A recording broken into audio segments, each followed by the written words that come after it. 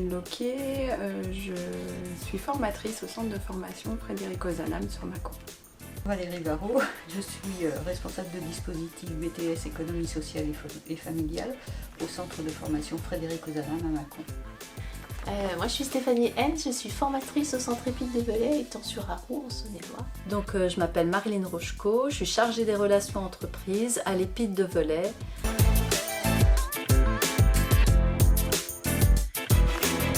Nous avons participé à un groupe de travail avec l'EMFOR, avec plusieurs centres de formation, pour recenser quelles sont les tâches, les outils et les compétences et qualités nécessaires à un formateur multimodal.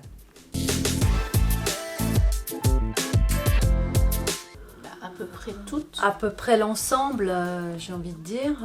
Après, par rapport à la spécificité de notre structure, il y a quelques différences, mais après, en grande partie, en majorité, oui.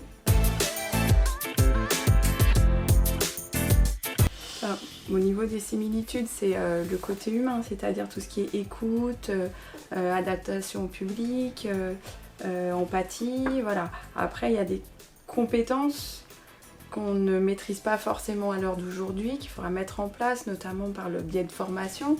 Voilà, c'est un outil, une méthode pour oser se lancer, en fait. Ça permet du coup de se raccrocher à des pratiques qui ont déjà été faites par ailleurs. Et quand on est tout nouveau à se lancer justement dans la multimodalité ou pour parfaire un petit peu ce qu'on fait déjà, ça permet d'oser se lancer dans la formation multimodale. Oui, à se lancer et aussi à avoir déjà des idées d'outils. Parce que voilà, après moi j'ai découvert Geniali, j'en avais jamais entendu parler. Alors que c'est un outil, en plus il est gratuit, mais il est assez simple d'utilisation. Et puis on lui permet de faire des choses super sympas en plus de nos cours déjà prêts. Les principales difficultés qui sont rencontrées par les organismes de formation et qu'ils ont rencontrées au moment du premier confinement, ça a été le manque de formation des formateurs, le manque de formation des apprenants et puis le manque de matériel. On a eu pendant le confinement des apprenants qui n'avaient pas d'ordinateur. Donc comment est-ce qu'on va faire du distanciel avec des apprenants sans ordinateur ? On a rencontré beaucoup de problèmes, on en rencontre encore parce que tout le monde n'est pas équipé.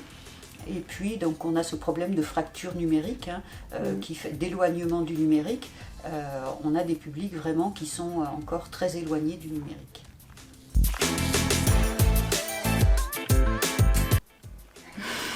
C'est sûr que maintenant un formateur va devoir être pluridisciplinaire sur autant faire une formation en face à face, mais une formation aussi à distance, et puis se mettre à jour dans toutes ces pratiques numériques, connaître au moins un outil numérique qui va permettre de pouvoir passer vraiment à la distance.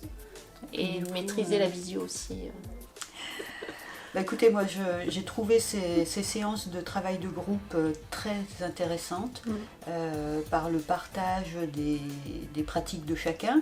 On avait à la fois des personnes qui étaient déjà très très avancées et qui avaient beaucoup de connaissances et qui ont partagé vraiment de manière fort intéressante. On a tous les mêmes objectifs, on a tous la même volonté, on va tous dans le même sens, avec nos moyens.